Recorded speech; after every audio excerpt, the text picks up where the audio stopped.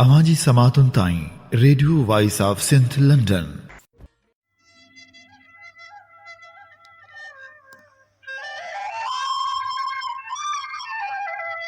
मोहब्बत जे मैदान में आशिक थी आचाम, साम्हूं सुल सेद चए कंदई तीर तमाम, कहज कोम कलाम जिम दोस्तियों दूर थिए। भलारे भिट धणी जे भलारे बैत सां मुझी आवाज़ मुसाफ़िर radio voice of Sindh London ता थिए। दुनिया जी कुंड कुड़छ ताईं जंहिंजा माग ॿुधिजे पियो उन्हनि मिड़नी महिरबाननि खे सिक भरियो सलाम शाल क़बूल पवे।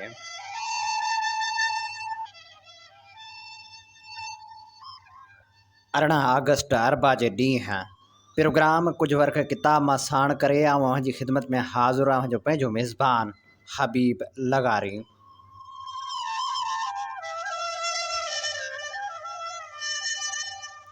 प्रोग्राम की शुरुआत में अवां लाइ इहा ई दुआ त शाल जित हुजो, सुख सलामती सां हुजो, कॾहिं बि ॾुखियो ॾींहुं न ॾिसो ऐं कॾहिं बि अवां जूं मुर्कूं मेरियूं न थियनि।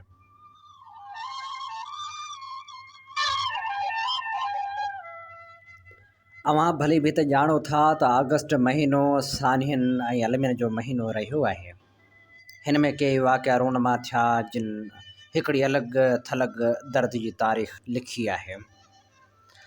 उहा तारीख़ जंहिंमें विरहाङे जा वढ बि आहिनि त विछोड़नि जा वरलाप बि आहिनि। 15 अगस्त नामियारे अॻवान बांग्लादेश जे सरबराह शेख मुजीबुर रहमान जे विछोड़े जो ॾींहुं बि आहे।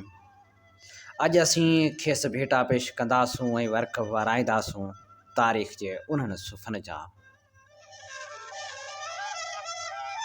सभ खां पहिरियां सिंधी जदोजहद जे अॾोल सिपाही जदीद साफ़ जे बानी साईं इमदाद अली ओढे जे किताब जल मशल जल जा वर्क वरायूं था ऐं पेश कयूं था। उहा सारोणी जेका शेख मुजीबुर रहमान सां वाबस्ता आहे।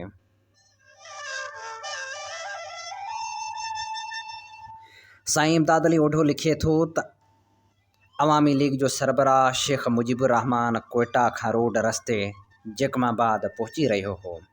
असां ज़ोर शोर सां संसद इस्तक़बाल जूं तयारियूं शुरू करे ॾिनियूं। असां चाहियूं पिया त जीअं शेख मुजीबुर रहमान जकमाबाद पहुचे त संसद शानदार इस्तक़बाल कयो वञे, छाकाणि जो जॾहिं शेख मुजीबुर रहमान ऐं संसद दोस्त माज़ी में पंजाब जी आवाम सां राब्ते लाइ ऐं साणनि मुल्क जी सूरत हाल ते ॻाल्हियुनि लाइ पंजाब जे दौरे ते विया हुआ त आमिर अयूब ऐं पंजाब जे मख़सूस मुफ़ाद रखंदड़ टोले जेको न पियो चाहे त शेख मुजीबुर रहमान जो ॻाल्हियूं पंजाब जो आवाम ॿुधे ऐं एके ऐं मुहबत वारो माहौल पैदा थिए, खेसि मुख़्तलिफ़ जलसे गाहनि में तक़रीरनि दौरान सख़्तु परेशान कयो वियो ऐं हुननि जे जलसनि खे फिटायो वियो। गुजरांवाला में संसद जलसो त फिटायो वियो, पर जंहिं घर में खेसि तरसायो वियो हो उन ते बि हमिलो करे भञ-डाह कई वई। वॾी मुश्किल सां शेख मुजीबुर रहमान ऐं संसद साथियुनि खे उतां कढी लाहौर पहुचायो वियो हो। असांजी कोशिशि हुई त शेख साहिब जो सिंधी क़ौम पारां शानदार इस्तक़बाल थिए। उन्हीअ करे ॾाढी कोशिशि कईसूं। मूंसां गॾु कुझु साथी जिन में ग़ुलाम मोहम्मद शहलियाणी जेको SNSF में हो, अॻिते हली PP में शामिल थियो, सूबाई वज़ीर पिणु बणियो। साण हो असां बलोचिस्तान जी शहर टेम्पल डेरा जंहिंखे हाणे डेरा मुराद जमाली चवनि था पहुची संसद शानदार इस्तक़बाल कयो। शेख मुजीब सां कमालुद्दीन जेको अॻिते हली बांग्लादेश जो परॾेही वज़ीर थियो, आगा ग़ुलाम नबी पठान ऐं ॿिया घणा साणस बंगाली लीडर गॾु हुआ। मूंखे भाकुर पाए जीए सिंध चयो। हुन जवाब में जीए सिंध, जीए बांग्लादेश, जीए बलोचिस्तान, जीए पंजाब, जीए पख्तूनिस्तान चयो। खेसि हिकु जुलूस ऐं गुलनि जी वर्खा में मीर जाफ़र ख़ान जमाली जे बंगले ते वठी आयासूं। संस मेज़बानी जा फ़राइज़ मीर मोहम्मद मुराद जमाली ॾेई रहियो हो। संस मान में वॾो अजियाणो बि ॾिनो वियो। अजियाणे बाद शेख मुजीबुर रहमान सां जेका मुलाक़ात थी उन में मूं खेसि चयो त बंगालियुनि समेत निढियुनि क़ौमनि ख़िलाफ़ साज़िशूं थी रहियूं आहिनि। शेख मुजीबुर रहमान चयो त असां आवाम जी ताक़त में यकीन रखूं था ऐं उन्हनि जे हक़नि जी ॻाल्हि कंदासूं। ऐं पंजाब जे साज़िशी टोले खे कॾहिं बि माफ़ न कंदासूं।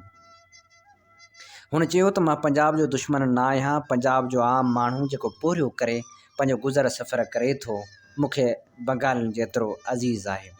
पर उहो पंजाबी फोरू टोलो जेको मुल्क जी इस्टेब्लिशमेंट ते क़ाबिज़ थी बंगालियुनि सां गॾु सिंधियुनि, पठान, बलूचनि ते ज़ुल्म करे रहियो आहे, संदन सियासी इक़्तिसादी हक़ फ़बायो वेठो आहे, मां उनखे कॾहिं बि माफ़ न कंदुसि। मां जेकॾहिं इक़्तिदार में आयुसि त मज़हब, रंगनि ऐं ज़ुबान जे फ़र्क़ खां सवाइ मुल्क हलाईंदुसि। सूबनि खे वधि में वधि ख़ुदि मुख़्तियारी ॾिनी वेंदी, जंहिंजे बुनियाद ते सूबा पंहिंजी आमदनी पंहिंजे आवाम लाइ ख़र्च करे सघंदा। मर्कज़ खे सूबा पाण में मिली करे हलाईंदा। हुन जैकमाबाद पहुचण ते, एतिरो वॾो इस्तक़बाल करण ते मुंहिंजा ऐं सिंध वारनि जा थोरा मञा। मां शेख मुजीबुर रहमान सां मिली ॾाढो मुतासिर थियुसि। संस ॻाल्हि में सचाई हुई। हीअ निहायती सादो लॻो। मामूली ड्रेस, कुर्तो पाजामो ऐं वास्किट पातल हुअसि, पेरनि में चपल हुअसि। मां संस काफ़िले सां नवाब शाह ताईं वियुसि, जिते शेख साहिब सिंध जे क़ाबिल एतिराम अॻवान ऐं अवामी लीग जे मर्कज़ी नाइब सदर काज़ी फ़ैज़ मोहम्मद वटि तरसियो। शेख मुजीबुर रहमान बाबति असां सार जा सॾ वर्णाए रहिया हुआसीं। हीअ ख़ूबसूरत यादगिरी असां radio voice of Sindh London जे बानी, सिंध जे हक़नि लाइ जाखोड़ींदड़ अॾोल सिपाही साईं इमदाद अली ओढो जे किताब जल मशल जल मां अव्हां लाइ चूंड कई हुई। अव्हां ॿुधी रहिया आहियो कुझु वर्क किताब मां, ऐं असीं सार जा सॾ वर्णायूं पिया ऐं अव्हां अॻियां भेटाउनि जा गुलाब अछूं पिया शेख मुजीबुर रहमान खे।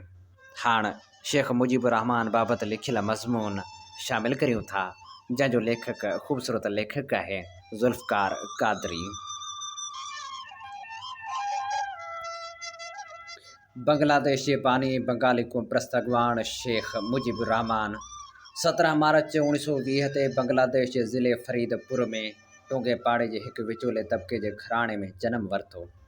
इब्तिदाई तालीम पंहिंजे अबाणे शहर में पिराया ऐं इंटर इस्लामिया कॉलेज कलकत्ते मां करण बाद यूनिवर्सिटी ऑफ ढाका मां क़ानून ऐं पॉलिटिकल साइंस जूं डिग्रियूं हासिलु कया आहिनि। हुन शागिर्दी वारे दौर में पाकिस्तान जी आज़ादी वारी तहरीक में हिसो वरितो। शेख मुजीबुर रहमान 1940 में शागिर्द सियासत all India Muslim students federation ऐं all India Bengal Muslim students league जे काउंसलर बणिजण खां सियासत जी शुरूआति कई। हूअ 1946 में इस्लामिया कॉलेज स्टूडेंट्स यूनियन कलकत्ते जो बिना मुक़ाबले सेक्रेटरी चूंडियो वियो। मार्च 1948 में जॾहिं क़ाइद आज़म मोहम्मद अली जनाह मशरक़ी पाकिस्तान जे दौरे वक़्तु ढाका यूनिवर्सिटी में नए आज़ादु थियल मुल्क पाकिस्तान जी क़ौमी ॿोली उर्दू जो ऐलान कयो, मशरक़ी पाकिस्तान में हंगामा थिया। ढाका यूनिवर्सिटी जा के शागिर्द फायरिंग करे मारिया विया त शेख मुजीब खे ॿोली वारनि हंगामनि में गिरफ़्तार कयो वियो। उन बाद 1949 में ढाका यूनिवर्सिटी जे निढनि मुलाज़िमनि जे हक़नि लाइ हड़ताल कराइण ते खेसि कानून जे क्लासनि मां रेस्टिकेट कयो वियो।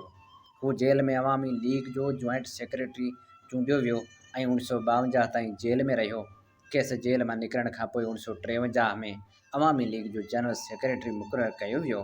शेख मुजीब 1954 में मुतहदा मुहाज़ जी टिकट ते पाकिस्तान जी दस्तूर साज़ असेंबली जो मेंबर बणियो। साॻे ई साल सूबाई काबीना में महिनत ऐं वापार जो कलमदान बि खेसि सौंपियो वियो। 1958 में मार्शल में खेसि सेफ्टी एक्ट हेठि गिरफ़्तार कयो वियो ऐं पोइ डिसंबर 1959 में आज़ादु कयो वियो। 1962 में हुसैन शहीद सहरवर्दी जे गिरफ़्तारी ख़िलाफ़ु जदोजहद हलाइण ते खेसि गिरफ़्तार कयो वियो। 6 महीननि बाद हू आज़ादु थियो। 1963 में जॾहिं हुसैन शहीद सहरवर्दी नेशनल डेमोक्रेटिक फ्रंट खे ऑर्गेनाइज़ कयो त हू उन में शामिलु थियो। हुन अवामी लीग खे 1963 में मुनज़म करणु शुरू कयो ऐं 6 फरवरी 1966 में लाहौर में सॾायल नेशनल कॉन्फ्रेंस में 6 नुक़्तनि जो ऐलान कयो। उन्हनि 6 नुक़्तनि जो मतन हेठि ॾिजे थो। आइन खे करारदाद लाहौर ते मबनी हिकु वफ़ाक़ पाकिस्तान ऐं हिकु अहिड़ी पार्लियामानी निज़ाम जो ज़ामिन हुअणु घुरिजे जंहिंमें बालिग वोट ॾियण जी बुनियाद ते सिधो संओं चूंडियल मुतन खे बालादस्ती हासिल हुजे। वफ़ाक़ी हुकूमत वटि सिर्फ़ ॿ खाता यानी बचाव ऐं परॾेही मामरा हूंदा, जॾहिं त बाक़ी सभु खाता सूबनि जे इंतिज़ाम हेठि हूंदा। ॿिन्ही सूबनि लाइ जुदा पर आसानी सां मटा सटा जोॻियूं करेंसियूं जारी कयूं वञनि। सॼे मुल्क लाइ करेंसी मुक़ररु करे सघिजे थी। उन सूरत में मुल्क जे उभरंदे हिसे मां उलहंदे हिसे में दौलत जी मुंतक़िली खे रोकण लाइ आइन में वज़ाहतूं कयूं वञनि। ओभर पाकिस्तान जा अलॻि मालियाती ज़ख़ीरा रखिया वञनि ऐं उन लाइ अलॻि इक़्तिसादी ऐं मालियाती पॉलिसी तइ कई वञे। टैक्सनि जे लाॻू ऐं हासिल करण जो इख़्तियार सूबनि खे हूंदो ऐं वफ़ाक़ी हुकूमत वटि अहिड़ो को बि इख़्तियार न हूंदो। फेडरेशन खे पंहिंजे घुर्बल ख़र्चनि लाइ रियासती टैक्सनि मां हिसो ॾिनो वेंदो। वफ़ाक़ी फंड सभिनी रियासती टैक्सनि ते लॻायल हिकु मुक़ररु शरह ते ॿधल हूंदो। ॿिन्ही सूबनि में मटासटा जी करेंसी वारी आमदनी जा ॿ अलॻि अलॻि हिसाब रखिया वेंदा। ओभर पाकिस्तान जी आमदनी ओभर पाकिस्तान जी हुकूमत ऐं ओलह पाकिस्तान जी आमदनी ओलह पाकिस्तान जी हुकूमत जे इंतिज़ाम हेठि हूंदी। वफ़ाक़ी हुकूमत जे ज़रे मुबादला वारियूं ज़रूरतूं ॿई हिसा बराबरी वारे बुनियाद ते कंहिं तइ थियल विर्छ हेठि पूरियूं कंदा। ॿिन्ही हिसनि जे विच में मुल्की मसनूआत जी चुरपुर ड्यूटी खां सवाइ हूंदी। आइन हेठि सूबाई हुकूमतूं ॿाहिरियां मुआहिदा करण जूं मजाज़ हूंदियूं। ओभर पाकिस्तान लाइ मलेशिया जा नीम फ़ौजी फ़ोर्स जो क़याम 6 नुकाती प्रोग्राम बाद अवामी लीग ॿिनि भाङनि में विरहाइजी वई। 6 नुकातनि पेश करण बाद जनरल अयूब ख़ान जी सरकार 1968 में शेख मुजीबुर रहमान समेत अवामी लीग जे 34 अॻवाननि खे अगरतला साज़िश केस में गिरफ़्तार करे मथन गद्दारी जो केस हलायो। अयूब ख़ान ख़िलाफ़ शेख मुजीब जेका तहरीक हलाई ज़ोर वठंदी वई। दिसंबर 1968 खां वठी फेबरवरी 1969 ताईं सॼे मुल्क में मुज़ाहिरा थिया। ओभर पाकिस्तान में मौलाना अब्दुल हमीद भाषानी घेराव करण ऐं साज़ जी तहरीक तेज़ करे छॾी, जंहिं दौरान सवें माण्हू मुआ सरकारी इमारतूं गाॾियूं ऐं बैंकूं साड़ियूं वियूं।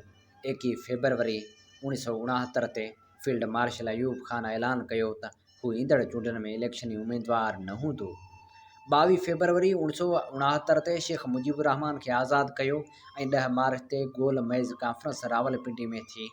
शेख मुजीब जी उन में तक़रीर 6 नुक़्तनि जो मुनासिब लफ़्ज़नि में वर्जाउ हो। उहा कॉन्फ्रेंस 4 ॾींहं हली। अयूब ख़ान कॉन्फ्रेंस ख़त्म कंदे 1 यूनिट न टोड़ण ऐं हिकु माण्हू वटि हिकु वोट जो निज़ाम न क़बूलण जो ऐलान कयो। उन रीत उन कॉन्फ्रेंस को नतीजो न ॾिनो। 5 मार्च 1969 ते अयूब ख़ान यहिया ख़ान खे इक़्तिदार संभालण जो ऑर्डर ॾिनो। यहिया ख़ान आइन टोड़े मार्शला लॻाए चीफ मार्शला एडमिनिस्ट्रेटर थी वियो ऐं ओलह पाकिस्तान जो गवर्नर यूसुफ हारून खे मुक़ररु कयो, जिन जा न रुॻो ढाका में कारखाना हुआ पर हारून ख़ानदान जा शेख मुजीबुर रहमान सां लाॻापा तमामु गहरा ऐं दोस्ती वारा हुआ। 27 फेबरवरी 1969 ते शेख मुजीबुर रहमान हिकु आइनी मसवदे जो ख़ाको जारी कयो, जंहिं मूजिबि मुल्क जो नालो वफ़ाक़ी जमहूरिया पाकिस्तान रखियो वेंदो। ओभर पाकिस्तान जो नालो बांग्लादेश ऐं सूबे सरहद जो नालो पख्तूनिस्तान हूंदो। गादी जा हंध 2 हूंदा, हिकु ढाका ऐं ॿियो इस्लामाबाद। जंग ऐं हंगामी हालतनि जो ऐलान क़ौमी असैम्बली कंदी। टिनी फ़ौजनि जा मरकज़ी दफ़्तर ढाका में हूंदा। ख़ारिजी मामरा दिफ़ा ऐं करेंसी वफ़ाक़ वटि हूंदा। बाक़ी समूरा खाता सूबनि वटि हूंदा। ओभर ऐं ओलह पाकिस्तान जूं बैंकूं धार धार हुजूं। मरकज़ सूबनि खां हिन रीति टैक्स वसूल कंदो। बांग्लादेश 27%, पंजाब 37%, सिंध 21%, बलूचिस्तान 8% ऐं पख्तूनिस्तान 7%। 1970 वारी इलेक्शन में शेख मुजीबुर रहमान 6 नुक़्तनि वारी इलेक्शनी मंशूर जे आधार ते अक्सरियत सां कामयाबु थियो। संसा अवामी लीग 133 ऐं पाकिस्तान पीपल्स पार्टी 81 सीटूं खयूं। दादू जे तक तां साईं जीम सैद मलिक सिकंदर खां हारायो, जंहिंजो शेख मुजीब खे ॾुख थियो। शेख मुजीब पंहिंजे ढाका वारनि खटियल 2 सीटुनि मां हिकु सीट ख़ाली करे उतां साईं जीम सैद खे बीहण जी आछ कई, जेका साईं जीम सैद क़बूल न कई। इलेक्शन बाद नई हुकूमत साज़ी ते ज़ुल्फ़िकार अली भुट्टो ढाका में शेख मुजीब वटि ॻाल्हियूं करणु वियो, जेके ॻाल्हियूं नाकाम थियूं। 3 मार्च 1971 वारो असेंबली जो पहिरियों इजलास थियण खां अॻु मुलतवी कयो वियो। असल में पाकिस्तान जा जर्नल पंजाबी इस्टेब्लिशमेंट ऐं संदन साथारी जागीरदार नवाब ऐं सरमाएदार शेख मुजीब खे इक़्तिदार ॾियण न पिया चाहिनि। ज़ुल्फ़िकार अली भुट्टो कोशिश कई त मामला तय थी वञनि, पर भुट्टो साहिब जूं कोशिशूं नाकाम थियूं। उन बाद शेख मुजीब खे ढाका में गिरफ़्तार करे मियां वाली आंदो वियो। गॾोगॾु मशरक़ी पाकिस्तान में जनरल टिका ख़ान जी क़यादत में मिलिट्री ऑपरेशन कयो वियो, जंहिंजे नतीजे में हज़ारे माण्हू क़त्ल थिया। क़त्ल आम जे रद्द अमल में बंगाली अवाम अलहदगी जी तहरीक हलाए। उन शोरश दौरान ई हिंदुस्तान मशरक़ी पाकिस्तान ते हमिलो करे ॾिनो। बंगालियुनि जी बग़ावत ऐं हिंदुस्तान जे हमले जे नतीजे में आख़िर 16 दिसंबर 1971 ते पाकिस्तानी फ़ौज जे ईस्टर्न कमांड जे commander lieutenant general Amir Abdullah Niazi हज़ारे फ़ौजनि समेत हिंदुस्तानी फ़ौज जे commander lieutenant general Jagjit Singh Arora आॾो हथियार फिटा कया। ऐं ॿिए तरफ़ बंगाली मक्ती बाहिनी अलहदगी पसंद वेढ़ाकनि पाकिस्तान खां अलॻि थी बांग्लादेश जो ऐलान कयो। 20 दिसंबर 1971 में जनरल यहया ख़ान खे मअज़ूल करे इक़्तिदार ज़ुल्फ़िकार अली भुट्टे हवाले कयो वियो। ज़ुल्फ़िकार अली भुट्टे सभ खां पहिरियां शेख मुजीब सां मुलाक़ात करे खेसि आज़ादु कयो। हाणे बांग्लादेश पाकिस्तान खां टुटी दुनिया में हिकु मुल्क जी सूरत में नमूदार थी चुको हो। कुझु फ़ौजी जनरल शेख मुजीब खे मारणु पिए चाहियो, पर ज़ुल्फ़िकार अली भुट्टे शेख मुजीब खे सलामती सां मुल्क मां रवानो करे छॾियो। जीअं ई शेख मुजीब बांग्लादेश पहुतो त कुझु ॾींहनि बाद 10 जनवरी 1972 ते शेख मुजीबुर रहमान बांग्लादेश जो पहिरियों वज़ीर आज़म बणियो। शेख मुजीब खे बंगालियुनि जो अबो या दोस्त सॾियो वियो। शेख मुजीबुर रहमान बांग्लादेश जी बदतर सूरतहाल खे सुधारण लाइ दुनिया खे मदद जी अपील कई। बुख, बदहाली, ॿोड़ ऐं ॾुकार वारी हालत सबबि बांग्लादेश में गुरबत ऐं मौत जो राज वधी वियो। शेख मुजीबुर रहमान 16 दिसंबर 1972 ते पार्लियामानी तर्ज़ हुकूमत खे लागू कयो। 7 मार्च 1973 ते आम चूंडूं कराइण जो ऐलान कयाईं, जेके बांग्लादेश जी तारीख़ जूं पहिरियों आम चूंडूं हुयूं। उन्हनि चूंडनि जे नतीजे में शेख मुजीबुर रहमान जी अवामी लीग 300 मां 294 सीटूं खयूं ऐं बाद में हूअ चूंडियल वज़ीर आज़म बणिजी वियो। 22 फरवरी 1974 ते लाहौर में थींदड़ इस्लामी सरबराह कॉन्फ्रेंस में शेख मुजीब खे ख़ासि जहाज़ मोकिले शिरकत कराई वई। 24 फरवरी 1975 ते शेख मुजीब हिकु नई जमायत बांग्लादेश पोरित अवामी लीग ठाही। 14 ऐं 15 अगस्त 1975 जे विच वारी राह जो बांग्लादेश जी फ़ौज मुल्क जे बानी शेख मुजीब जी हुकूमत जो तख़्तो ऊंधो करे छॾियो। खेसि ख़ानदान समेत क़त्ल करे छॾियो ऐं धान मंडी ढाका में वाक़िआ संसद घर खे बि बाहि ॾेई साड़े छॾियो। शेख मुजीब जे क़त्ल जे केतिरनि सालनि बाद संसद बची वियल धीअ शेख हसीना वाजिब इलेक्शन में हिसो वरितो ऐं खटे वई ऐं मुल्क जी वज़ीर आज़म बणी। उहो बि हिकु अजीब इतफ़ाक़ आहे त शेख मुजीब ऐं ज़ुल्फ़िकार अली भुट्टो ॿई पंहिंजे मुल्क जे फ़ौजी जनरलनि हथां मारिया विया। शेख मुजीबुर रहमान खे भेटा पेश करण लाइ असीं हीअ लिखणी शामिल करे रहिया हुआसीं ज़ुल्फ़िकार क़ादरी जी। अमीं ॿुधी रहिया आहियो radio voice of Sindh London ऐं अव्हां जी ख़िदमत में प्रोग्राम पेश कयो पियो वञे कुझु वर्क किताब मां। प्रोग्राम साण अव्हां जो मेज़बान आहियां हबीब लगारी। ऐं हाणे प्रोग्राम कुझु वर्क किताब मां में असीं वर्क वरायूं था नाम्यारे लेखक ऐं अज़ीम ॾाहे ख़लील जिब्रान जी किताब ग़ुलामी जा। ख़लील जिब्रान 2 दरवेश जे नाले सां लिखे थो। हिकु जबल जी चोटी ते 2 दरवेश रहंदा हुआ ऐं ॾींहुं राति ख़ुदा ताला जी इबादत कंदा हुआ ऐं हिक ॿिए तां घोर पिया थींदा हुआ। ॿिन्ही वटि हिकु फ़िक्र जो प्यालो हो ऐं उहा ई हुननि जी मिल्कियत हुई। हिकु ॾींहुं शैतान बूढ़े दरवेश खे वरगलायो।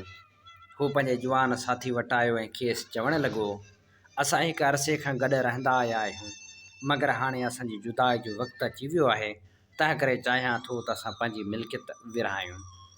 नौजवान दरवेश खे उहो ॿुधी ॾाढो ॾुख थियो ऐं हुन विराणियो, मूंखे कसम आहे तुंहिंजो भाव त हीअ जुदाई मुंहिंजे दिलि खे सदमो पहुचाए रही आहे, पर जेकॾहिं तव्हां वञण जो इरादो करे ई वरितो आहे त पोइ तव्हांजी मर्ज़ी। उन खां पोइ हुन ठिकर जो प्यालो खयो ऐं चयो, मोहतरम भाउ, असांजी मिल्कियत ॾेई वठी बि वञे, हीउ ठिकर जो प्यालो आहे ऐं हीउ विरहाए नथो सघिजे, तंहिं करे मुंहिंजे ख़्याल में हीअ तव्हां ई खणी वञो। पोड़े दरवेश कावड़ में ॻाढ़ो थी पोड़ो दरवेश कावड़ में ॻाढ़ो थी वियो ऐं चयाईं, मां तोखां ख़ैरात कोन थो पिना ऐं न अहिड़ी शइ क़बूल बि कंदुसि जेका मुंहिंजी न आहे। हीउ प्यालो ज़रूरु विरहाइबो त जीअं असां ॿिन्ही खे पंहिंजो पंहिंजो हिसो मिली वञे। नौजवान दरवेश तमामु नरमी सां चयसि, जेकॾहिं असां हिन प्याले खे विरहायो त हिन मां तव्हांखे या मूंखे कहिड़ो फ़ाइदो पहुचंदो? तव्हां चाहियो त पोइ अचो त असां कुणो था कढूं। पोड़े दरवेश चयसि, मां सिर्फ़ु उहो हिसो वठणु चाहियां थो जेको इंसाफ़ जे मुताबिक़ मूंखे मिले थो ऐं मां कॾहिं बि कुणे ते राज़ी कोन थींदुसि जंहिंसां इंसाफ़ जो शान घटिजे ऐं मूंखे इंसाफ़ खां पुठी ॾींदड़ जुआरी ऐं मुंहिंजे हिसे खे जुआ जो दाव बणाए मां अधु प्यारो ई वठंदुसि। नौजवान दरवेश लाइ हाणे वधीक बहस ऐं गुफ़्तगू जी गुंजाइश न रही। हुन चयसि, मुंहिंजा प्यारा भाउ, जे तव्हांजी इहा ई मर्ज़ी आहे ऐं जेके कुझु तव्हां फरमायो आहे उहो ई चाहियो था त चङो भला प्याले खे तक़सीम था करियूं। पोड़े दरवेश जो मुंहुं कावड़ खां ॻाढ़ो थी वियो ऐं हुन रड़कंदे चयो, ख़ुदा तोखे बर्बादु करे, ए सुस्त ऐं बेक़दरा इंसान, तूं केतिरो न गीदी ऐं झेड़े खां भॼंदड़ आहीं। ख़लील जिब्रान पंहिंजे किताब ग़ुलामी में लिखे थो, हिकु शख़्स पंहिंजी बनी में खोटाई करे रहियो जो हुनखे संगे मरमर जी हिकु बेहद ख़ूबसूरत ऐं मन मोहींदड़ मूर्ति हथु आई। हू हुनखे हिकु शख़्स वटि खणी वियो जेको क़दीम शयुनि जो वॾो क़दरदान हो। हुन खांसि चङी चोखी रक़म जे एवज़ उहा मूर्ति ख़रीद कई, जंहिंखां पोइ हुननि ॿिन्ही पंहिंजो पंहिंजो दग वरितो। विकिणण वारो घर वेंदे दिलि में चई रहियो, केतिरी न हैसियत ऐं कशिश आहे हिन दौलत में। सचपच त मूंखे वरी हैरत आहे जो हिकु अक़लमंद इंसान एतिरी वॾी रक़म हिकु गूंगे ऐं बेजान पथर जे टुकड़े एवज़ कीअं ॾेई थो सघे, जेको हज़ारनि सालनि खां ज़मीन में पूरियो पियो हो, जो कंहिंजे ख़्वाब ख़्याल में बि न आयो हो। ऐं बिल्कुलु उन महिल ख़रीद करण वारो मूर्ति खे ग़ौर सां ॾिसंदे दिलि में चई रहियो हो, केतिरी न मुक़दस आहे उहा सूंहं जेका तो में आहे ऐं केतिरी न प्यारी आहे उहा ज़िंदगी जेका तुंहिंजे वजूद मां बखे रही आहे। तूं धरती जे ख़ामोश सीने में कंहिं आला ऐं मुक़दस रूह जो ख़्वाबु आहीं। ख़ुदा जो कसम, मुंहिंजे सम्झ में नथो अचे त इंसान अहिड़ी लतीफ़ ऐं क़ीमती बेबहा शइ खे बेजान ऐं बर्बाद थी वञण वारी दौलत जे एवज़ कीअं न विकिणीअ थो छॾे। ख़लील जिब्रान नक़ाद जे उनवान सां लिखे थो, हिकु राति जो ज़िक्र आहे, हिकु मुसाफ़िर घोड़े सवार साहिल तरफ़ वञी रहियो हो।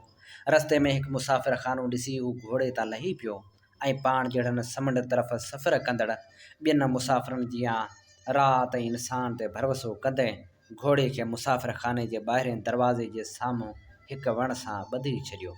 उन खां पोइ हू ॿियनि माण्हुनि सां गॾु मुसाफ़िर ख़ाने में दाख़िल थी वियो। आधी राति जो जॾहिं मुसाफ़िर ख़ाने जो हर माण्हू बेख़बर सुतो पियो हो, हिकु चोर आयो ऐं मुसाफ़िर जो घोड़ो चुराए वियो।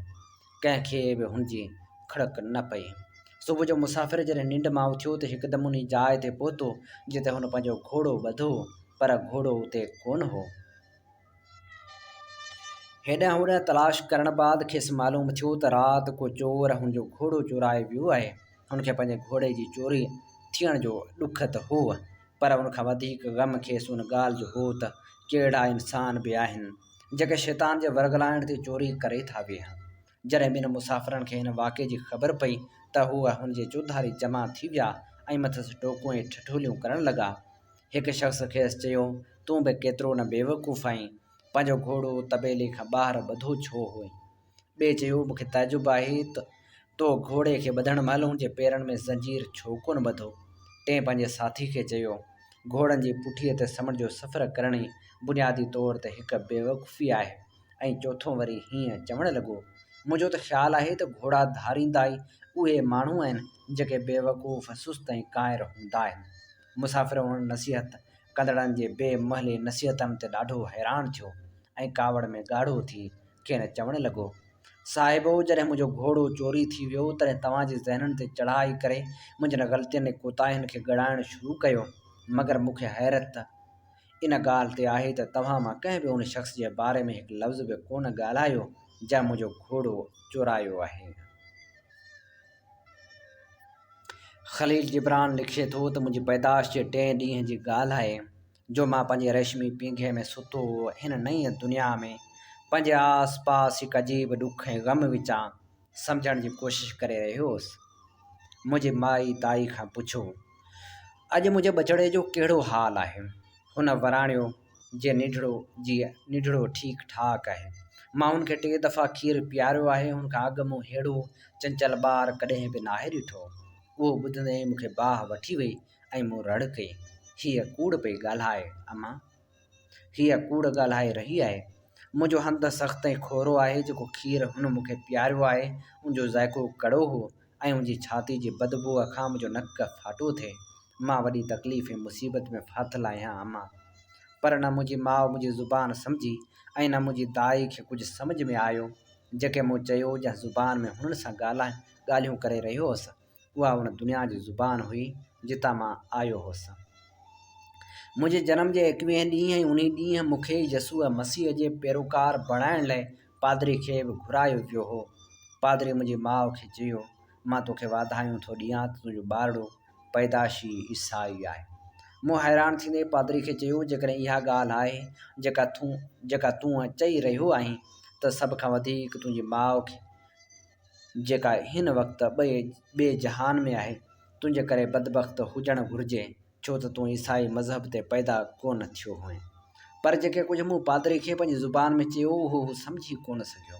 7 महीननि खां पोइ हिकु नजूमी असां वटि आयो ऐं मुंहिंजे चहिरे खे देर ताईं ॾिसण बाद मुंहिंजी माउ खे चवणु लॻो, तुंहिंजो हीउ पुटु हिकु दानाउ रहनुमा थींदो ऐं माण्हू हुनजी पैरोकारी कंदा ऐं हुन लाइ फर्मा बरदारी जो गिफ्ट पंहिंजी ॻिची में पाईंदा। मूं वॾे आवाज़ में दांह कई, हीअ अॻकथी ग़लति आहे। मां पंहिंजो पाण खे सुञाणां थो। मूंखे चङी तरह ख़बर आहे त मां मौसीक़ी जी तालीम हासिलु कंदुसि ऐं हिकु मौसीकार खां सवाइ कुझु बि न बणिबुसि। उहो ॾिसी मुंहिंजी हैरत जी काई इंतिहा ई न रही जो हिकु शख़्स बि मुंहिंजी ज़ुबान कान सम्झी। हुन ॻाल्हि खे 30 साल गुज़री चुका आहिनि। मुंहिंजी माउ, दाई ऐं पादरी ख़ुदा उन्हनि सभिनी जे रूहनि ते पंहिंजी रहमत करे मरी चुका आहिनि। मगर नजूमी अञा ताईं ज़िंदा ऐं वरी आराम जी ज़िंदगी गुज़ारे रहियो आहे। काल्ह मूं हुनखे हेकल जे साम्हूं ॾिठो। मुंहिंजी हुन सां सलाम दुआ थी। मूंखे ॿुधायो त मां मौसीक़ारनि जी सिफ़ में शामिलु थी वियो आहियां। उहो ॿुधी हुन विराणियो, मूंखे घणो अॻे पक हुई त तूं हिकु तमामु वॾो मौसीक़ार थींदे ऐं मूं तुंहिंजी माउ खे तुंहिंजे मुस्तक़बिल बाबति इहा ख़बर बालकपणी में ॾिनी हुई। मूं हुनजी ॻाल्हि ते यकीन करे वरितो, छो त हाणे मां पाण उन दुनिया जी ज़ुबान विसारे चुको आहियां जितां आयो हुअसि। हीअ चूंड वर्क असां जी ख़िदमत में पेश करे रहिया हुआसीं नाम्यारे लेखक ऐं अज़ीम ॾाहे ख़लील जिब्रान जे किताब ग़ुलामी मंझां। हिन किताब जो तर्जुमो अताउल्लाह अबड़े कयो आहे।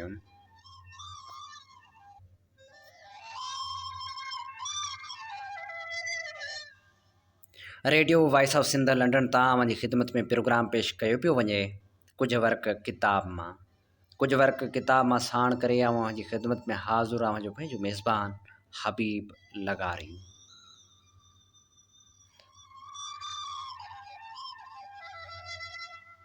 सुजाॻी जे हिन सफ़र में असांजा प्रोग्राम अव्हां जी केतिरी रहनुमाई कनि था, अव्हां खे कीअं महसूसु थियनि था, इन बाबति राय ज़रूरु ॾींदा करियो, छो त अव्हां जी राय असां लाइ मशाल राह आहे।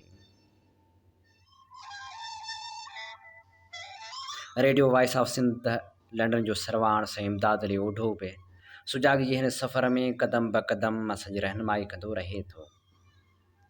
उन सां गॾोगॾु प्यारो सर्वेच हैदर ओढो सुमेत असांजे सथ में शामिलु समूरा साथी हर वक़्तु इहा ई कोशिशि कंदा रहनि था त असां वधि खां वधि अव्हां खे उहे मालूमाती प्रोग्राम ॿुधायूं जिन में सुजाॻी जा सॾ हुजनि, जिन में तारीख़ जा वर्क हुजनि ऐं उन्हनि सां गॾोगॾु मालूमात हुजे, ॾाहनि जा कोल हुजनि ऐं उहा मौसीक़ी हुजे जेका हर घर में हर फ़र्द ॿुधी सघे। बाज़ोक ॿुधण लाइ ख़ासि शुक्रियूं। जेकॾहिं असांजा गुज़िरियल प्रोग्राम ॿुधणु चाहियो था त हींअर ई यूट्यूब ते सर्च करियो radio voice of Sindh London. सच त अव्हां जो साथ ई असां लाइ वॾी गनीमत आहे। असां सां हिन सफ़र में हम कदम बणिजो, सहकार कयो, साथ ॾियो, माली सहायता करियो। असीं अव्हां जी हर राय जा मुंतज़र आहियूं त जीअं असीं सिंध वासियुनि जे हक़नि लाइ जाखोड़ में अॻे खां बि अॻिभरा थी सघूं।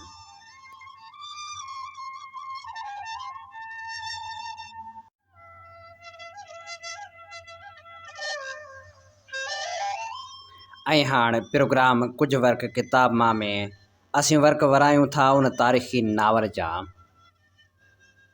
जेको नावल सिंधी अदब में हिकु वॾी अहमियत रखे थो। जी हा, नाम्यारे नावल नवीस कहाणीकार ऐं सहाफ़ी सिराजुल हक़ मेमण जो किताब मरण मूसी आव।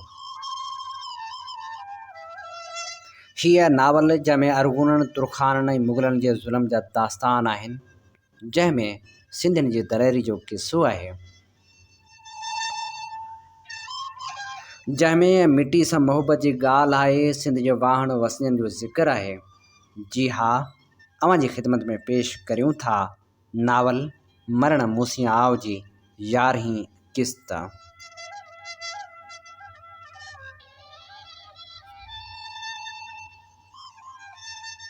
पाईंदा ॿिए खे कोटवाली छा मिली, ॼण त राकास वांगुरु मथे ते सिंग ॼमी पियसि। माण्हुनि खां रुस्तम बेग जो नालो ई विसरी वियो। टिपहरे खां पोइ जिते किथे कुकड़ूं कूं लॻी वेंदी हुई। 2 हफ़्तनि में हालत उते पहुती जो माण्हुनि ठठे जे अमलदारी मां लॾणु शुरू कयो, पर लॾण वारा वञनि त केॾे वञनि। अञा उठ पलाणे या ढगे गाॾी में सामान सरड़ो भरे निकिरंदा हुआ त मुग़ल लश्करी ॻिझनि वांगुरु लामारा ॾेई हड़ खणी वेंदा हुअनि। वॾी ॻाल्हि त इज़त आबरू जी हुई, छलनि सणनि का जुआण जमाण निकिरी हुजे। मुग़ल हुक्मा हुक्मी बांह खणी वेंदा हुआ। लॾे पलाणे फ़क़्ति उहे सघिया जिन पंहिंजे लाइ मुहाफ़िज़ बि मुग़ल रखिया। किन अशरफियुनि जूं थेलियूं ॾेई जान इज़त आबरू जी अमान हासिल थे कयाऊं।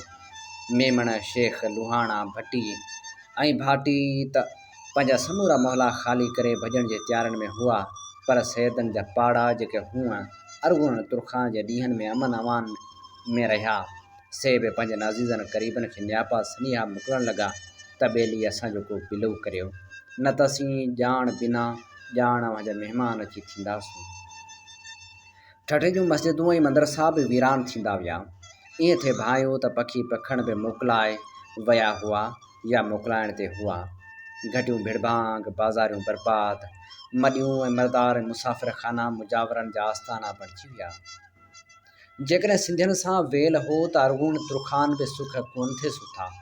हुन लाइ साकी ख़ाननि ऐं ग़ुलामनि जी नीलाम में शामिल थियण ते तेसीं मनाई हुई जेसीं कंहिं मुग़ल अमीर जी पनाह में न हुजनि। मुग़ल शहज़ादनि खे लाहौर, आगरे, दहली ऐं फतेहपुर मां दावतूं ॾेई घुरायो वियो त कंधारी ऐं शिराज़ी साकी जेतिरा सिंध में सस्ता आहिनि, अहिड़ा ख़ुदि कंधार, हिरात ऐं शिराज़ में बि न हूंदा।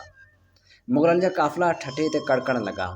के ख़रीदारी जी शौक़ में, के साकी ख़ाननि ऐं कनीज़नि जी शोहरत ॿुधी आया त किन खे वरी रुस्तम बेग, ताशी ख़ान, मेमूरी ऐं पाईंदा बेग दावतूं ॾेई घुराए वरितो त ठठे जा महला तव्हां जा मुंतज़र आहिनि। तुर्खाननि ऐं अरगुननि जूं जागीरूं ऐं ज़िमीदारियूं खेनि मुफ़्त ते ॾिना। मुग़ल शहज़ादा, मीरज़ादा ऐं सौदागर पाण सां सवें हारी नारी मुंशी कारावा ऐं कामोरा वठी आया। थोरे वक़्त में ठठे में ईअं थिए भाइयो त सिंधी तरुगो अटे में लूणु वञी रहिया आहिनि। ठठो सिंध जो शहर न पर लाहौर या आगरे जो को महलो बणिजी वियो हो। सिंधी वीचारा त डप खां पाण में बि सिंधी कोन ॻाल्हाईंदा हुआ, मतां सुञापी पवनि।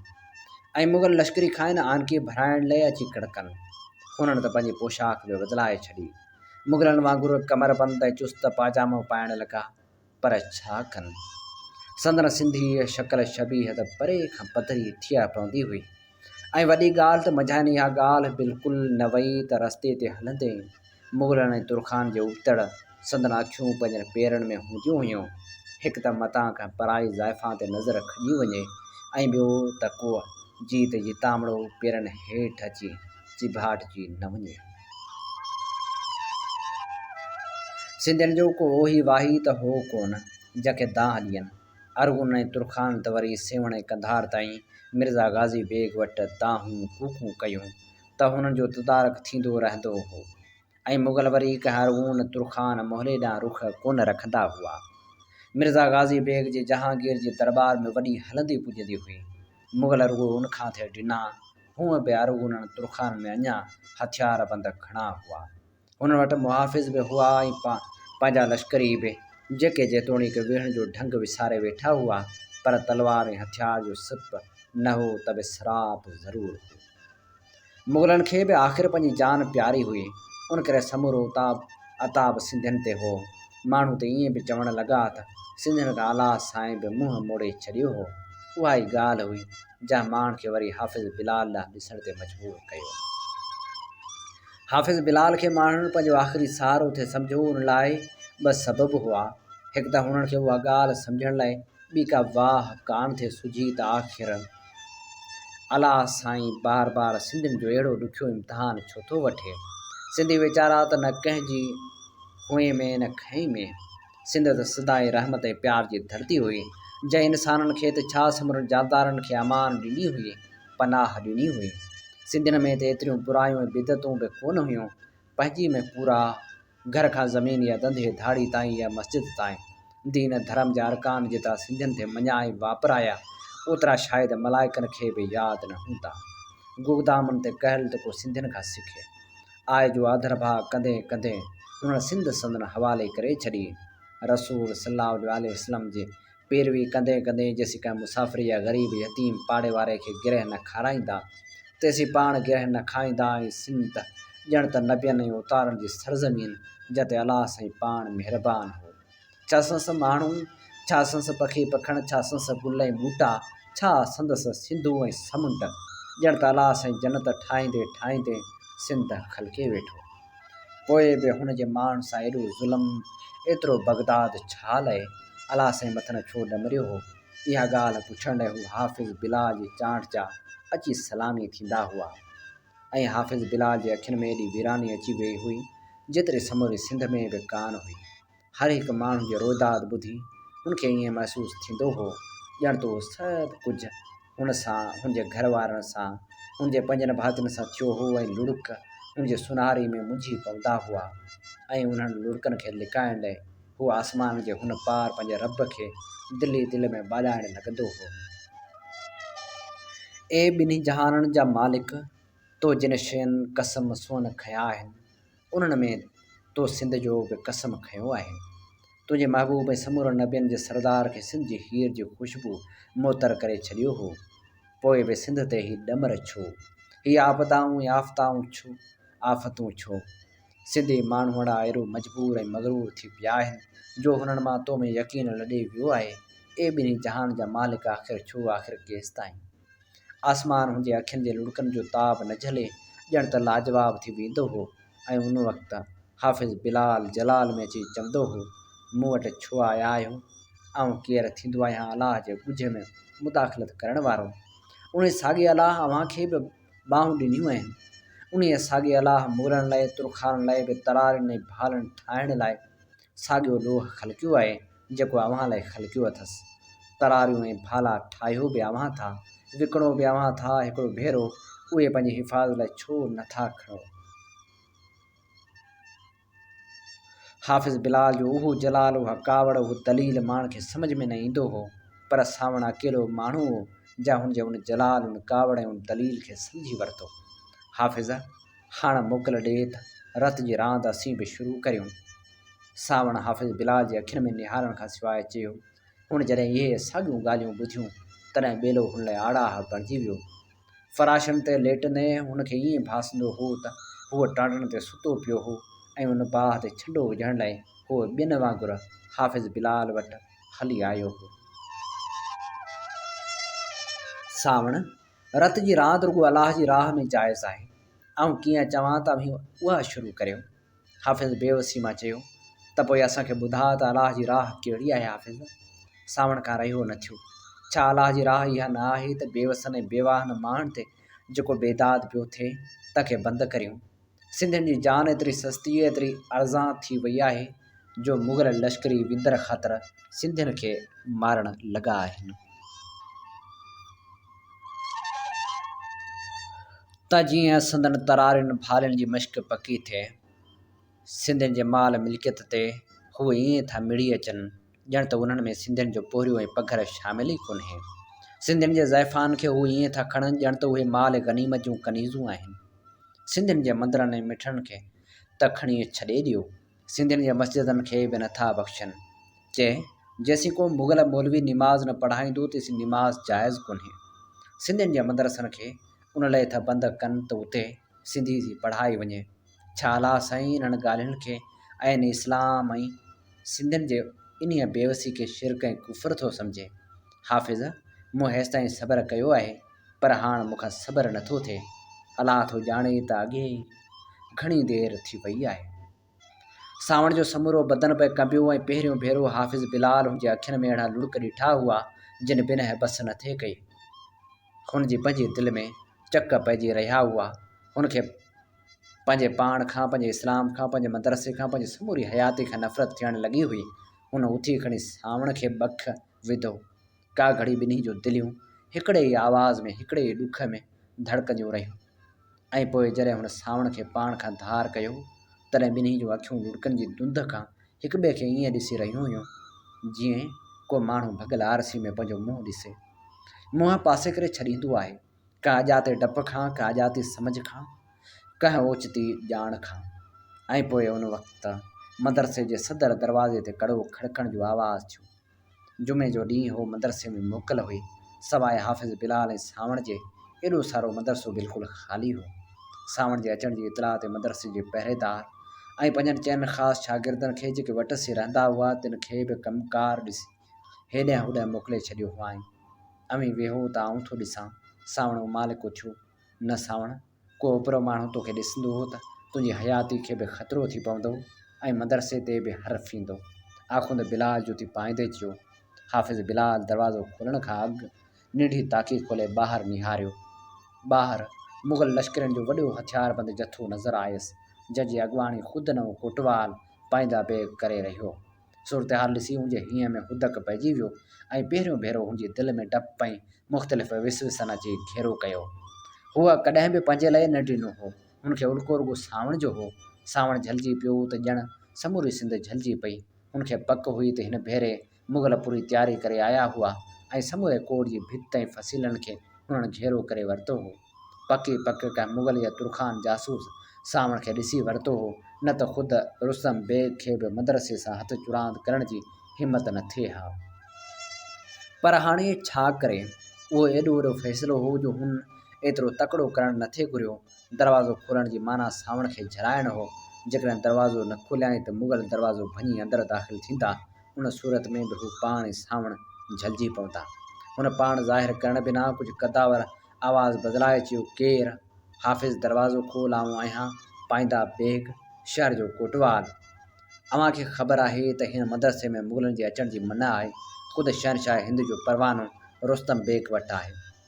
हूंदो, पर अॼु आऊं ख़ुदि हज़ूर मिर्ज़ा रुस्तम बेग जे हुकुम ते आयो आहियां। असांखे ख़बर पई आहे त सरदार ख़ान जो टोलो शहर में आयल आहे ऐं अव्हां हुनखे पनाह ॾिनी आहे। असीं मदरसे जी तलाशी वठंदासूं।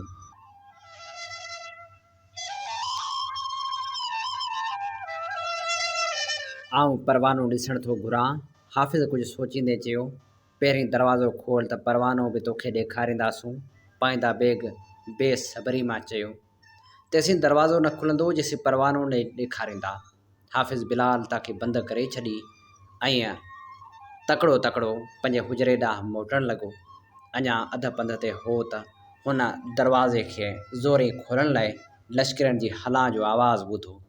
दरवाज़ो एॾो वॾो ऐं मज़बूत हो जो सवाइ हथनि जे या वॾे बुंड सां भञण जे उनखे खोलण महाल हो। हाफ़िज़ हुजरे में पहुतो त हुजरो ख़ाली हो।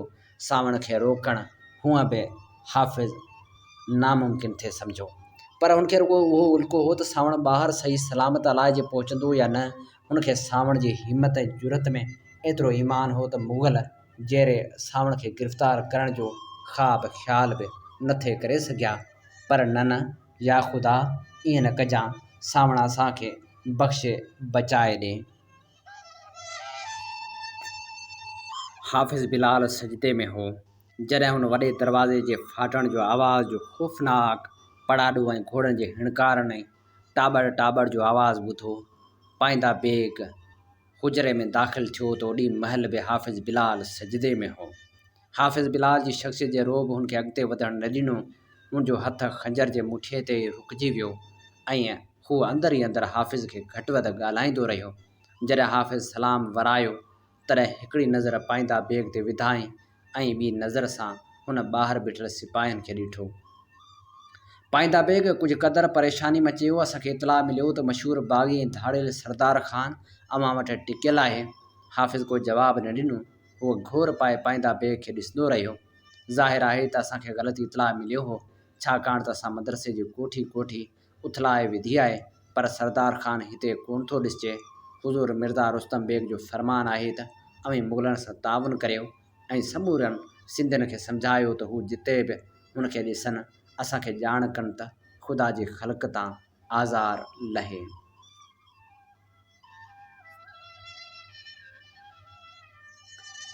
ख़ुदा जे ख़ल्क़ ते आज़ार मुग़लनि जो आहे या सरदार ख़ान जो, उहो मामिलो हिकिड़ो अलाह पाक थो ॼाणे। ॿियो असीं शहनशाह हिंद खे लिखण वारा आहियूं। हाफ़िज़ बिलाल धीरज सां चयो। पाईंदा बेग जो हथु वरी खंजर जे मुठीअ फॿी वियो।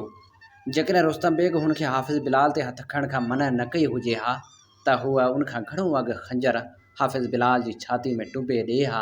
अलबत्ता हुनखे उहा ॻाल्हि सम्झ में नथी आई त हुन माण्हू में कहिड़ी ॻाल्हि हुई जो हुन सां ॻाल्हाइण वक़्तु हुनजी पंहिंजी ज़ुबान हुकण थिए लॻी। फ़िलहालु अव्हांखे असां सां हलणो पवंदो, उहो ई शाही फ़रमानु आहे। अव्हां जो फ़ैसिलो हुज़ूर मिर्ज़ा रुस्तम बेग जिन करणु पसंदि फ़रमायो आहे। ऐं जेकॾहिं आउं न हलां त हाफ़िज़ बिलाल वरी बि धीरज सां चयो त पोइ असांखे उहो हुकुम आहे त अव्हांखे गिरफ़्तार करे हुज़ूर मिर्ज़ा साहिब वटि पेश करियूं। त पोइ करियो मूंखे गिरफ़्तार, छाकाणि त आउं अव्हां सां हलण लाइ बिल्कुलु तयारु न आहियां। पाईंदा बेग मुंझी पियो। हुनजो हुकुम बिल्कुलु वाज़े हो त हाफ़िज़ बिलाल खे कुझु थियो त पाईंदा बेग ज़ाती तरह उन लाइ जवाबदार हूंदो। हुन सिंधी खां मुग़ल एतिरो छो था डिॼनि, उहा ॻाल्हि अञा ताईं हू सम्झी न सघियो हो। ऐं ताशी ख़ान सां ज़रूरु ॻाल्हाईंदुसि त आख़िर हू शहनशाह हिंद खे असल हक़ीक़तनि खां वाक़ुफ़ु छो नथो करे त मुग़ल शहनशाह खे तुर्खाननि ऐं अरगुननि खां न, पर असल ख़तरो हाफ़िज़ बिलाल जहिड़नि सिंधियुनि खां आहे जिन जो समूरो वजूद मुग़लनि लाइ नफ़रत जो ऐलान कंदो थो रहे, जिन जे अखियुनि में समूरनि धारण लाइ धिकार खां सवाइ ॿियो कुझु न आहे, जंहिंजी लफ़्ज़ लफ़्ज़ में धारण लाइ विज जा शोला ऐं बाहि जा बबुड़ पोशीदा आहिनि। लाचार थी उन सिपाहियुनि खे आवाज़ु ॾिनो, हाफ़िज़ साहिब खे इज़त सां शाही महिमान खाने वठी हलो, पर ॾिसो खेसि कुझु थियो त अव्हांजे सिरनि जो ख़ैरु कोन्हे। सिपाही हुकुम ॿुधी अचरज में पइजी विया। हिकिड़े सिंधी खे गिरफ़्तार करण में एतिरो एहतियात हुनजे ख़्वाब ख़्याल में ई कोन हो। सिंधियुनि खे त हूअ पुतनि ॿिलनि वांगुरु गहले या घोड़नि जे पुछनि में ॿधी काहे वञण जा आदी हुआ। ऐं जेकॾहिं को सिंधी गहलजण या काहिजण खां बची वेंदो हो त हुनजे बदन जी अहिड़ी हालत हूंदी हुई जो हू ॿाॾाए चवंदो हो त या अल्लाह मूंखे मौत ॾे त हिन अज़ाब खां निजात मिले। हू बि दिलि मन हणंदे अॻिते वधिया ऐं जीअं तीअं करे हाफ़िज़ खे खंभे खणी वरिताऊं ऐं अची खेसि घोड़े ते चाढ़ियाऊं। हाफ़िज़ मदरसे जी हालत ॾिसी सम्झी वियो त दरवाज़े खे भञण जा इंतज़ाम अॻे ई करे आया हुआ। भॻल दरवाज़े सां गॾु रसनि सां ॿधल बुंड बि उते ई पियो हो ऐं विहारो खनि सिपाही हिकिड़ो ॿियो बुंड रसियुनि जे छेड़नि सां खयो बीठा हुआ। हीअ असीं वर्क वराए रहिया हुआसीं। नाम्यारे नावल नवीस, मज़मून निगार, कहाणीकार सिराजुल हक़ मेमण जे किताब मरण मूसिया आवजा ऐं अव्हांजी ख़िदमत में पेश करे रहिया हुआसीं 11वीं क़िस्त। इन ते प्रोग्राम कुझु वर्क किताब जा जो वक़्तु पंहिंजी पुॼाणी ते पहुचे थो। पंहिंजे मेज़बान हबीब लगारी खे इन साॻी दुआ सां ॾींदा इजाज़त। वसे भिट तुंहिंजी भलारा सदा, सदा देश परदेस सारा वसन, कॾहिं सिंध सिंजी न मेरी थे, कॾहिं मोड़ कंहिंजा न मुरझाए चन। सिंध मुंहिंजी अमां सूह मथां छा लिखी छा लिखां छा लिखी छा लिखां ओ सिंध मुंहिंजी अम्मा दुनिया जा सिंधियो हिक मुठ थी सिंध बचायो। सिंध मुंहिंजी अम्मा सूंह तुंहिंजी मथां छा लिखी छा लिखां। सिंध जो क़ौमी आवाज़ radio voice of Sindh London.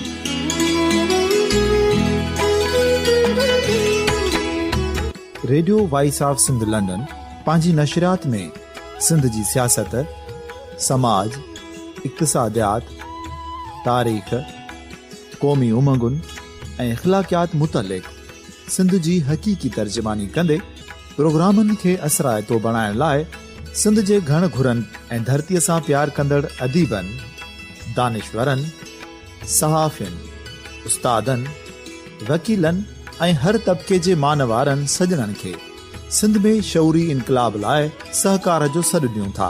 अचो त गॾिजी सूफ़ियुनि ऐं संतनि वारी सिंध जो ओज हिक मुठ थी वरी वापसि आणण वारे सफ़र जा साथारी बणिजऊं।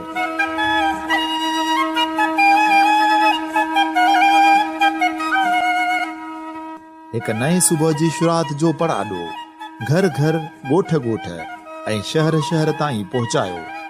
शाल सिंध आबाद ऐं ख़ुशहाल थिए, सिंधी माण्हू सुखियो ऐं सताबो थिए।